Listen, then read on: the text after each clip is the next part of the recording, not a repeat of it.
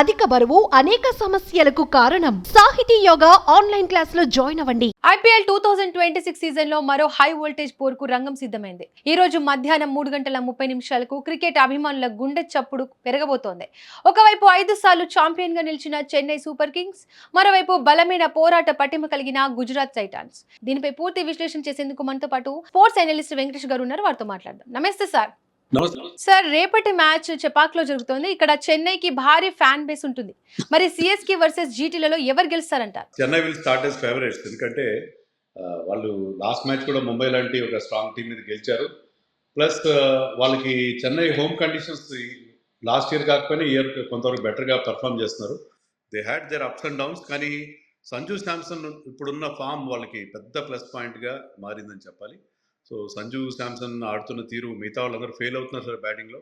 సంజు ఆడుతున్న తీరు, అలాగే బౌలింగ్ కూడా చాలా వరకు పికప్ అయింది. So I think Chennai will start as favourites అని మనం అనుకోవచ్చు. సార్, ఈ మ్యాచ్ లో ధోని ఆడే ఛాన్స్ ఉందంటారా? ధోని ఎప్పుడు ఆడతాడు, ధోని ఎప్పుడు రిటైర్ అవుతాడు, ఈ ప్రశ్నలకు ఎప్పుడు కూడా మనకి ఎవరికి సమాధానం దొరకవు. ధోని లాస్ట్ మ్యాచ్ ఆడతాడని చెప్పి చాలా న్యూస్ వచ్చింది. వికెట్ కీపింగ్ కూడా ప్రాక్టీస్ చేస్తున్నాడు, రెగ్యులర్గా నెట్స్లో అతను కనిపిస్తున్నాడు అని చెప్పి అన్నారు. కానీ లాస్ట్ మ్యాచ్లో కూడా అతను అవైలబుల్ లేడు. సో ఈ మ్యాచ్లో కూడా అతని అంటే జస్ట్ 2 days బ్యాకే కాబట్టి ఇప్పుడు ఫిట్ అయ్యాడో లేదో మనకి ఐడియా లేదు. ధోని ఆడే విషయంలో ఆ క్వశ్చన్ మార్క్ కంటిన్యూ అవుతున్నాం. సార్, అది చపాక్స్ మైదానంలో సిఎస్కే కి తిరుగులేని రికార్డు ఉంది కదా. ఈ స్పిన్ అనుకూల పిచ్ పై గుజరాత్ బౌలర్లు ఎంతవరకు ప్రభావం చూపగలరు? మిడిల్ ఆర్డర్ సరిగ్గా లేదు. వాళ్ళు they are dependent totally on their top 3, Sai Sudharsan, captain Shubman Gill and Buttler మీద. లాస్ట్ మ్యాచ్లో కూడా చూసాం, వాళ్ళు పెద్ద స్కోర్ చేయాల్సింది against RCB.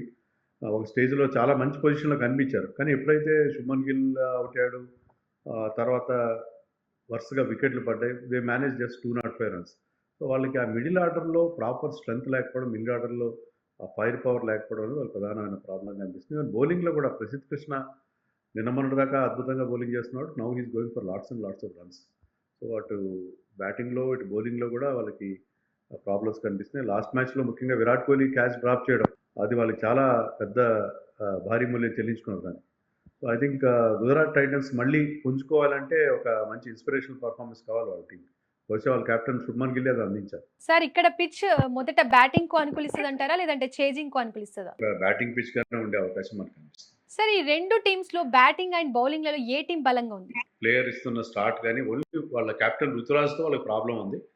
But devil Brevis కానీ శివం దుబే కానీ వాళ్ళు ఎంత ఎఫెక్టివ్గా ఆడగలరు అనేది మనకు తెలుసు. ఆయుష్ మాత్రమే లేకపోవడం వాళ్ళకి పెద్ద లాసే. కానీ ఐ థింక్ వాళ్ళకి ఆ బ్యాటింగ్లో ఆ డెప్త్ కూడా మనకి కనిపిస్తుంది. సాయి సుదర్శన్ సెంచర్ చేశాడు కదా, మరి ఈ మ్యాచ్ లో ఫామ్ లోకి వచ్చాడు అనుకుంటారా? అతని స్ట్రైక్ రేట్ కూడా బాగానే ఉంది, ఓకే. బట్ స్టిల్ ఇప్పుడున్న పరిస్థితి ఎలా ఉందంటే, మీకు ఇప్పుడు మ్యాచెస్లో మీరు 200 ఈజ్ నాట్ ఎనఫ్. 200 చేసి 205 చేశాము, 200 చేశాము అంటే కుదరట్లేదు. ఒక ప్లేయర్ చాలా ఎక్స్ప్లోజివ్గా బ్యాటింగ్ చేయాలి, అట్లీస్ట్ ఒక ప్లేయర్ చేయాలి. మిగతా వాళ్ళు లిటిల్ క్యామియో నాక్, ఒక డిఫెండబుల్ స్కోర్గా మనకు కనబడట్లేదు. సో సాయి సుదర్శన్ సెంచరీ బాగానే ఉంది, కానీ అతను మరింత వేగంగా ఆడి ఉండాల్సిందని ఒక ఫీలింగ్ జనరల్గా ఫ్యాన్స్లో ఉంది. అతను అంత మంచి ఫామ్లో ఉన్నప్పుడు ఇంకొన్ని రెస్ట్లు తీసుకొని ఇంకొంచెం పెద్ద షాట్లు కొట్టాల్సింది, ఎందుకంటే వికెట్స్ వాళ్ళ చేతిలో ఉన్నాయి. అతను కానీ శుభ్మన్ గిల్ కూడా చాలా స్టెడేట్గా పర్ఫామ్ చేశారు. సో వాళ్ళు అవసరమైన అర్జెన్సీ చూపించలేదు అనే ఒక ఫీలింగ్ ఉంది. సాయి సుదర్శన్ ఫామ్లోకి రావడం చాలా మంచి విషయం. ఈ look very good while he was batting. వీళ్ళకున్న ప్రాబ్లం ఏంటంటే గుజరాత్ టైటన్స్కి శుభ్మన్ గిల్ కానీ సాయి సుదర్శన్ కానీ నార్మల్ క్రికెట్ ఆడతారు. ఇప్పుడు ఏంటంటే మీరు you need players like Abhishek Sharma, Priyansh Arya, Vaibhav Suryavanshi. వీళ్ళు ఏంటంటే they simply explode at the crease. వాళ్ళు చాలా అగ్రెసివ్గా ఆడతారు, బౌలర్స్ మీద కంప్లీట్గా ఎదురుదాడి చేస్తారు. సో ప్రతి బాల్ని 6 కొట్టే ప్రయత్నం కూడా చేస్తారు. ఒక స్టేజ్కి వెళ్ళిన తర్వాత, once you reach certain level 50 దాటిన తర్వాత you have to be over aggressive, you have to go ballistic. కానీ అలాంటిది ఈ టీంలో కనబడట్లేదు. సో అది గుజరాత్లో ఉన్న ప్రధానమైన లోపంగా కనిపిస్తుంది. టాప్ 3 చాలా బాగా బ్యాటింగ్ చేస్తారు, కానీ ఆ అవసరమైన ఆల్అౌట్ అగ్రెషన్ అనేది వాళ్ళ దగ్గర కనబడట్లేదు. సార్, గుజరాత్ బౌలింగ్ ఎలా ఉంటుంది? గుజరాత్ బౌలింగ్లో Siraj is doing very well. Rabada కూడా లాస్ట్ మ్యాచ్లో చాలా వేగంగా బౌలింగ్ చేశారు. 150 రెగ్యులర్లీ క్లాకింగ్ 150 kilometers. సో అది అంత బౌలింగ్ బాగుంది, బౌలింగ్ బాగుంది. బట్ రషీద్ ఖాన్ మొదట్లో బాగా వేసిన వాడు, తర్వాత గత 2 మ్యాచ్లుగా చాలా ఎక్స్పెన్సివ్ అయ్యాడు. రషీద్ ఖాన్ మళ్ళీ ఫామ్లోకి వచ్చాడు అనుకున్న టైంలో మళ్ళీ అతనికి ఏమైనా ఫిట్నెస్ ప్రాబ్లం ఉందో ఏంటో అర్థం కాలేదు. So Rashid Khan team vice captain, చాలా ఇంపార్టెంట్ ప్లేయర్. సో అతని బౌలింగ్ కొద్దిగా ఇబ్బంది పెట్టిన, అలాగే కింద మనం చెప్తున్నట్టుగా ప్రసిద్ధ్ కృష్ణ పర్పుల్ క్యాప్ రేస్లో ఉన్న ప్లేయర్, కానీ అతను కూడా చాలా ఎక్కువ రన్స్ కన్సిడర్ చేసి చాలా ఎక్స్పెన్సివ్గా మారాడు లాస్ట్ 2 మ్యాచెస్లో. సో కొన్ని మొన్నటిదాకా బౌలింగ్ చాలా బాగుంది అనుకున్న గుజరాత్లో ఇప్పుడు కొన్ని లోటుపాట్లు మనకు కనిపిస్తుంది. కొత్త కుర్రాడు Manav Sutar is doing well, but అతను ఒకటే మ్యాచ్ ఆడాడు. సో ఓవరాల్గా బౌలింగ్లో గతంలో ఉన్నంత పదును ఇప్పుడు గుజరాత్లో లేదేమో అని అనిపిస్తుంది. సార్ ఫస్ట్ టాస్ గెలిస్తే బౌలింగ్ ఎంచుకోవడం బెస్ట్ అంటారా, బ్యాటింగ్ ఎంచుకోవడం బెస్ట్ అంటారా? ఇంకా బౌలింగ్ కంటే కూడా బ్యాటింగ్ చేస్తే బెటర్ ఏమో అని అనిపిస్తుంది. ఎందుకంటే ఇటీవల of light matches first batting చేసిన టీంలు గెలవడం కూడా మనం చూసాం. సో ఫస్ట్ బ్యాటింగ్ చేసి ఒకవేళ బ్యాటింగ్కి అనుకూలమైన కండిషన్స్ ఉంటే better to bat first. Sir power play ఎంత కీలకంగా మారబోతుంది?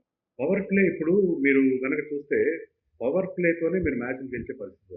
పవర్ ప్లేలో కనుక మీరు ఒక సాలిడ్ బేస్ క్రియేట్ చేస్తే కనీసం 70 రన్స్ బోర్డు మీద పెట్టగలిగితే అది మీకు అదొక విజయానికి కావాల్సిన ఒక ఫస్ట్ మెట్టుగా కనిపిస్తుంది. బేస్ క్రియేట్ అవుతుంది, దాని మీద మిగతా ప్లేయర్స్ మంచి ఫినిషింగ్ అందిస్తారు. సో పవర్ ప్లే గెలవడం, బాసింగ్ ద పవర్ ప్లే అంటున్నారు. Bossing the power play is very very important. Power ప్లేలో కనుక మీరు 70-80 రన్స్ చేస్తే certain teams are doing even 90. అలా కనుక మీరు పవర్ ప్లేని మ్యాక్సిమం యూటిలైజ్ చేసుకోగలిగితే half the battle. So power ప్లేలు గెలవడం, ఏ టీం పవర్ ప్లేలో బాగా ఆడుతుందో ఆ టీంకే విజయం దక్కడం అనేది మనం జనరల్గా చూస్తున్నట్లయితే. Thank you so much sir.